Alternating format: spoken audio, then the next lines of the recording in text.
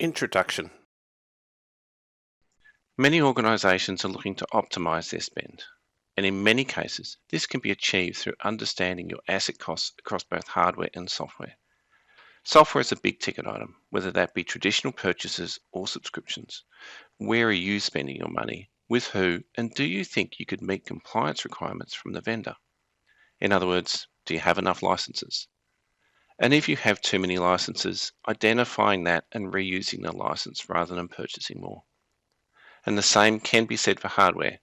Often there is still supported hardware that can be reallocated to another user. Keeping track of what assets you have and managing them across the request process is important. License management. So let's look at the technology that's going to help us optimize or save on our software spend. Here we are within Ivanti Neuron Spend Intelligence on our overview screen that gives us a quick snapshot of where we're spending our money, how many licenses, contracts, and what transactions have occurred over a period of time. Now, let's say we want to drill into this in a bit more detail. We have our year-to-date number, but we want to drill into this detailed information much more. Now we start to look at what are our current active contract costs and where are we spending transactional costs and who are we spending the most money with? And we can see that's Microsoft. Now within here, we have the detailed data, the pricing, or how we met the metrics that we record against that. But let's say we want to drill into this in a little bit more detail. And we need to look at our Microsoft project spend because we know that we've got licenses out there. So let's go and look at Microsoft Project in more detail. Now at this point, we can see how many licenses were purchased and how many are currently installed. So we can see the type of information we want to look at, how much we've spent, and then the versions or editions of those devices that we have there. But one of the key parts about this is we can start to understand, are there reclamation opportunities? So is there software that's not being used? Software optimization. And let's drill into that in a bit more because reclaiming software is a means of us optimizing our costs. And it could be someone needs to use some software, or it might be we don't need to use that again at all. So let's go into the reclamation opportunities. And now we can start to look at what are the opportunities for us to reclaim project licenses that we no longer need. And the reclamation opportunities is a key one for us because now we can start to say, okay, when was this last used? If it hasn't been used for a long period of time, we can start to look at that information and using a software distribution tool, we could initiate the process of uninstalling that software from those devices.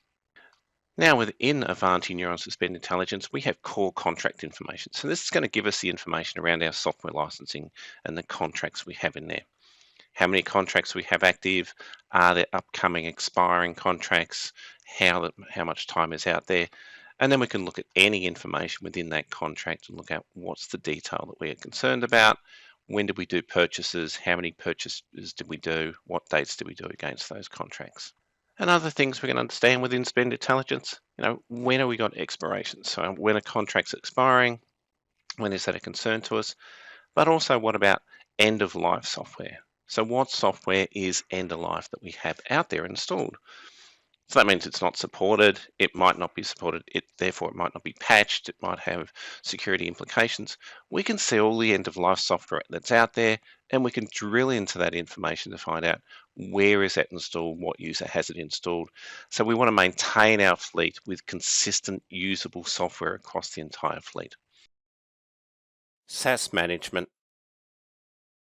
Now, what we've been looking at so far is the more traditional licensing type software, but we also do SaaS management. So we can start to look at your SaaS software usage or your subscription usage and drill into how you're spending over a period of time. And you can see your monthly spend and how you're tracking over that period of time. And then look at the applications or the particular software that you're using and start to look at that detailed information that we have. So Adobe is a subscription service, and often that's a very expensive subscription service. So how are we spending on Adobe and what are we doing against that? So I can drill into this information and look at Adobe in more detail. And I can start to see where am I spending my money? What licenses have been used and what are still available? And we can see if most of these were pretty good, but if we wanted to use Adobe Captivate and someone came along and wanted a new license, we'd go and have to get an additional subscription. So we can see this information really quickly and understand who are inactive users and why are they inactive. We might just disconnect them and we might be able to take them away from that license allocation and reuse that licensing.